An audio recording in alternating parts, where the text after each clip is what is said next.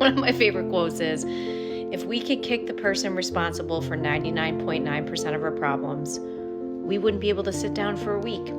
My name is Trish Law. I'm a trauma-informed life coach, and I am here to help you live in your truth in a way that you've never thought of it before. And thanks to Siobhan, we're going to get a little bit deeper into why the fuck we do what we do.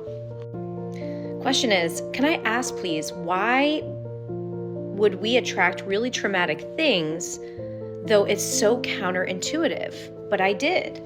You and me both, Siobhan. We all do this.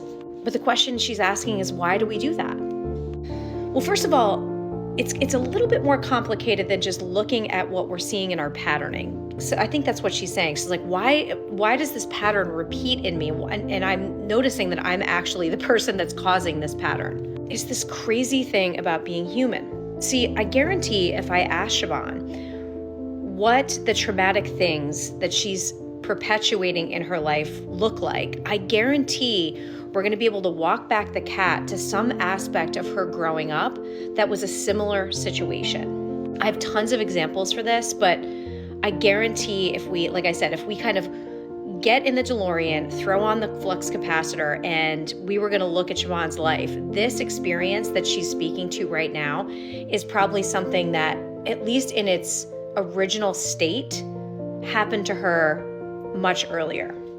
This is the crazy thing about the human ego. Remember, the number one need of the human ego is certainty. And I'm going to explain certainty, and I'm going to use the analogy of a thermostat. So let's say that this event that Siobhan is explaining is, let's say it has a temperature, and the temperature is 65 on her thermostat. In other words, this traumatic event is no longer a traumatic event. It is a thermostat setting in her house. So her certainty is set at 65, right? Anything above 65 is going to feel too hot. Anything below 65 is going to feel too cold. And how did we get to 65? I guarantee a thermostat earlier in her life was set at 65, and that has become a thermostat setting that she is familiar with. Now, you and I both know that we have complete control, theoretically speaking, over our thermostat. But this crazy thing about the supercomputer that has been installed in our human brain is that it's an automated system that brings us back to the thermostat setting we are most familiar with. Most of us have had this thermostat setting set early in our childhood. So if we replace thermostat with emotional experiences, let's say that there was a lot of dysfunction and maybe some abuse or some chaos or lots of drama, that is what her thermostat, automated, is going to automatically seek out and set itself at. Because that's the ego's job, is to do that. Like when we start to see this pattern, why am I doing these crazy things? What's happening? It's because our automated system is in control of our emotional thermostat. If the ego had a model, it would say, better the devil you know than the devil you don't. And this is why becoming conscious is so important, so that you can begin to become sort of the steward of your own thermostat. But you can't become the steward until you ask questions like the one Siobhan's asking. And you can see why the victim consciousness is so problematic, because people are like, I don't understand why these things keep happening to me. I don't understand. Why is the world so against me? Where it's actually your survival mechanism that's trying to keep you safe, i.e. set the thermostat in your life through your situations, your behaviors, your identity, your emotional states in a place that you're familiar with. In other words, your ego's just doing its job. It's literally crazy.